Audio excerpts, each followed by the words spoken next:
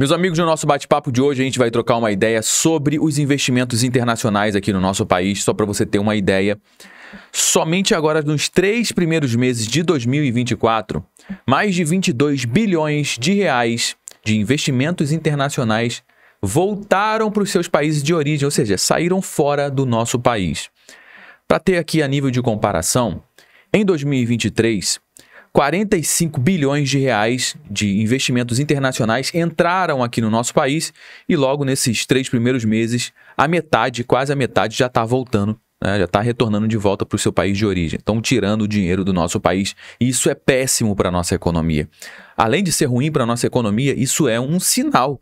Ou seja, se os gringos estão pulando fora do barco, quais são as informações que eles têm que a gente não tem? E como isso pode impactar na nossa economia? Como é que isso pode impactar na nossa mesa? E a grande realidade, meus amigos, é que não dá para esperar apenas o governo fazer o país crescer. A gente já fez isso no passado e se deu mal. Todas as economias fortes precisam de vários tipos de investidores dentro do mercado para fazer o país evoluir. Precisa de ter os investidores internacionais, precisa ter o Estado participando também, os investidores locais também é importante, só que no nosso país as pessoas estão cada vez mais sem dinheiro. Como é que essa galera vai investir? Não tem como. E os investidores internacionais estão saindo fora e a gente vai acabar ficando apenas com o Estado desenvolvendo a economia, o que é algo muito ruim.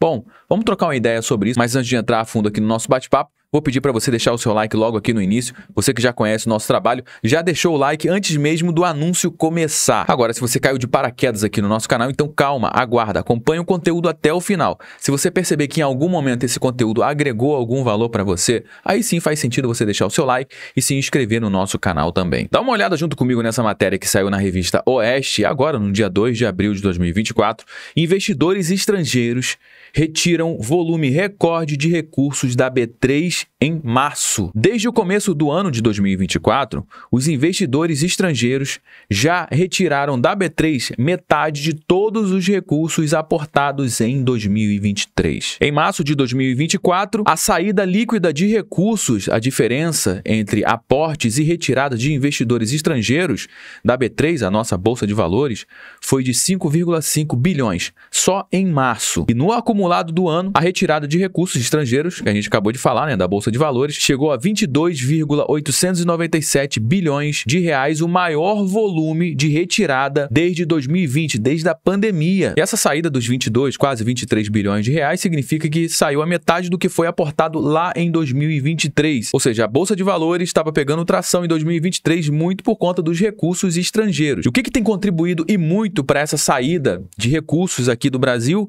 Exatamente a Petrobras, muito por conta dessa interferência do governo na Petrobras, como a gente também pode ver ao longo dessa matéria aqui. Em seu balanço, a Petrobras tinha registrado uma queda de lucro de 33,8%, ou seja, a Petrobras que estava vindo muito bem, pagando bons lucros para os seus investidores, as coisas estavam funcionando bem, só que entrou esse atual governo, o que eles fizeram imediatamente? Eles já tiraram a paridade do preço do combustível com o mercado internacional. E o que isso significa, Josué? Significa o seguinte, quando o barril do petróleo sobe lá fora do país e o preço do combustível fica mais caro, a Petrobras, teoricamente, deveria acompanhar esse aumento e repassar esse reajuste no preço dos combustíveis. Só que isso não está acontecendo e aí tem um grande problema. Por quê?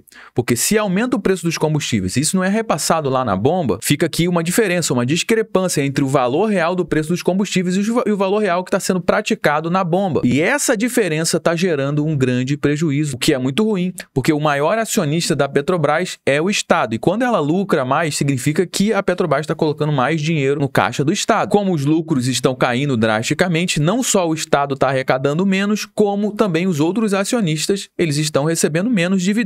É essa interferência que está gerando essa queda de 33,8% dos lucros da Petrobras e que está gerando um grande mal-estar entre os acionistas da companhia e tem muitos investidores internacionais que investem aqui na Petrobras. E na sexta-feira, no dia 29 de março, a Petrobras chegou a perder 55 bilhões de reais somente em um dia. Logo em seguida, 2 dias depois dessa informação que a Petrobras perdeu 55 bilhões de reais somente no dia 29, olha o que aconteceu, ó. A XP que é uma grande corretora, ela fez um reporte para os seus acionistas falando o seguinte, ó, Petrobras é retirada da carteira de dividendos da XP. Veja os motivos. Ou seja, a XP está recomendando para os seus clientes retirarem a Petrobras da carteira de ações. Segundo a XP, a Petrobras vem passando por um desempenho negativo na Bolsa de Valores depois que o seu conselho de administração decidiu continuar com seus dividendos sendo definidos pela fórmula mínima, no valor de 2,9 bilhões, o que representa 3% de rendimento. Ou seja, além de lucrar menos, a Petrobras está passando menos dividendos do que deveria repassar para os seus acionistas, estocando uma parte desses dividendos. E esse problema da Petrobras foi notícia internacional, inclusive, saiu em várias manchetes no mundo inteiro dessa interferência da Petrobras, o que fez investidores do mundo inteiro vender as suas posições na Petrobras, retirando o seu dinheiro assim do nosso país por meio das ações que os gringos têm da Petrobras. Por isso que eu trouxe a Petrobras aqui para a mesa, para você entender o que está influenciando. Já fica bem claro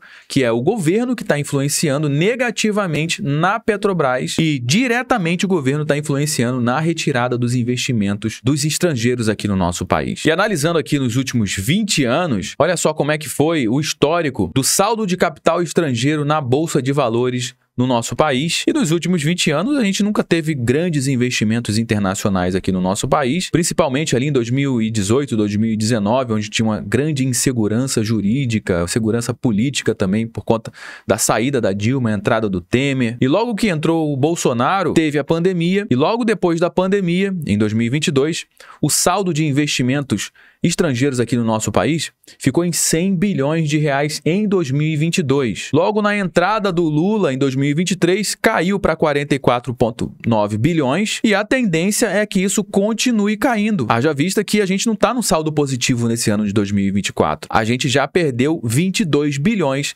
nesses primeiros 3 meses do ano. E o que tudo indica é que ao longo do ano isso vai continuar caindo muito por conta das interferências do governo nas estatais, como Petrobras, Vale. Existem outros fatores também que são muito importantes, como, por exemplo, insegurança jurídica. A gente tem visto as ações do STF interferindo em vários setores, principalmente, a gente vai trazer uma aqui para a mesa, que foi a questão do Uber, que está sendo trabalhada aqui para ser modificada como a empresa pode atuar aqui no nosso país. A Uber, que é uma empresa internacional, ou seja, outras empresas que poderiam estar entrando aqui no nosso país ou então aumentando a sua participação aqui no nosso país, por conta dessa insegurança jurídica, isso não vai acontecer. Tem a insegurança fiscal também, com rombos bilionários, como está sendo nos últimos 12 meses, por exemplo. O rombo nas contas públicas está na casa de 250 bilhões de reais. E muitos investidores compram títulos públicos do nosso governo, ou seja, empresta dinheiro para o governo, e toda essa insegurança fiscal, o que vai acontecer? Essa galera não vai vir colocar o dinheiro aqui e emprestar para o nosso estado não, cara. E isso realmente é um grande problema. E toda essa insegurança política, que era para a gente estar trabalhando agora, nesse exato momento, em reformas para melhorar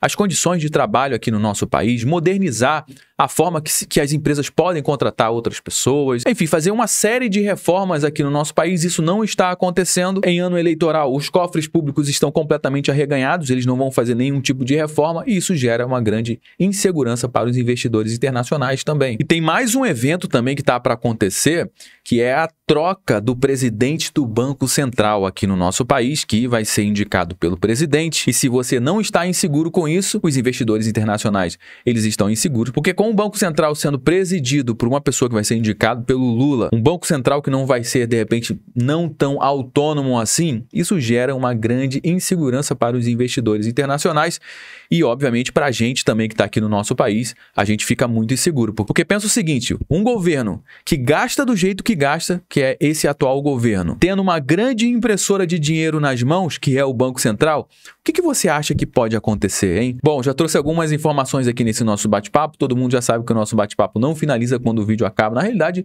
a gente só deu start, a gente vai dar prosseguimento ao nosso bate-papo aqui embaixo, ó. Eu quero saber a sua opinião, o que você acha disso tudo? Será que essa saída dos gringos aqui no nosso país não é nada preocupante? O que você acha disso tudo? É importante que você dê corpo aqui para o nosso bate-papo. Se você gostou aqui do nosso conteúdo, deixe seu like, se inscreva aqui no nosso canal também, aproveite para compartilhar esse conteúdo com mais pessoas. É extremamente importante que outras pessoas tenham acesso a essas informações também. Eu me chamo Josué Aragão, um grande abraço e a gente se vê no nosso próximo bate-papo.